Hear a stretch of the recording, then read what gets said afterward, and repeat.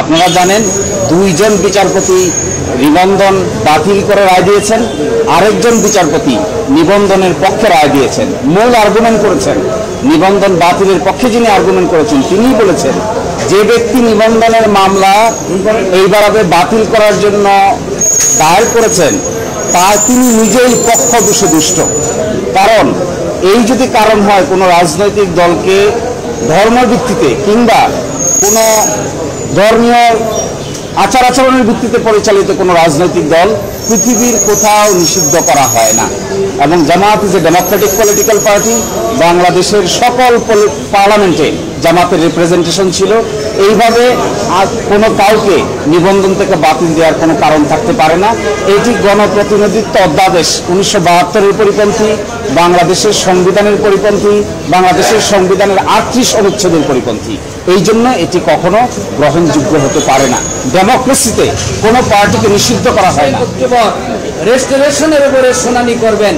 Restoration যদি allow হয়, এরপরে জামাত ইসলামীর নিবন্ধন মামলার পূর্ণাঙ্গ শুনানি পরবর্তীতে অনুষ্ঠিত হবে। আজকে আমরা এই পর্যন্ত 2008 সালে নির্বাচন কমিশন থেকে নিবন্ধন প্রাপ্ত হয়। এই সংগঠনের বিরুদ্ধে একটা রিট দায়ের করা হয়। এই রিট একজন আইনজীবী জামাতের রেজিস্ট্রেশন বহাল রাখার পক্ষে একজন বিচারপতি, দুইজন বিচারপতি আইনসম্মত হয়নি বলে মন্তব্য দেন। সার্টিফিকেট ইস্যু করেন। যেহেতু এই মামলাটি সাংবিধানিক প্রশ্নে জড়িত, এই মামলাটি আপিলেট ডিভিশনে যান। আপিলেট ডিভিশনে 19 নভেম্বর শুনানির তারিখ ছিল।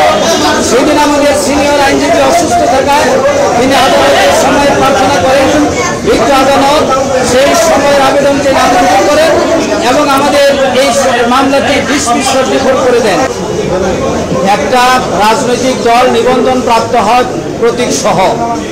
প্রতীক সহই জামাত ইসলামী তার নিবন্ধন ফিরে পাবে বলে আমরা আশা করি।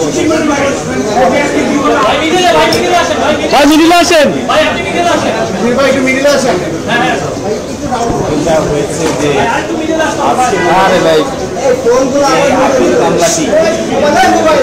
যে আপিল মামলাটি হয়েছিল, এইটারই পুনরুজ্জীবনের আবেদন করা হয়েছে। অনারেবল জাজ ইন চেম্বারে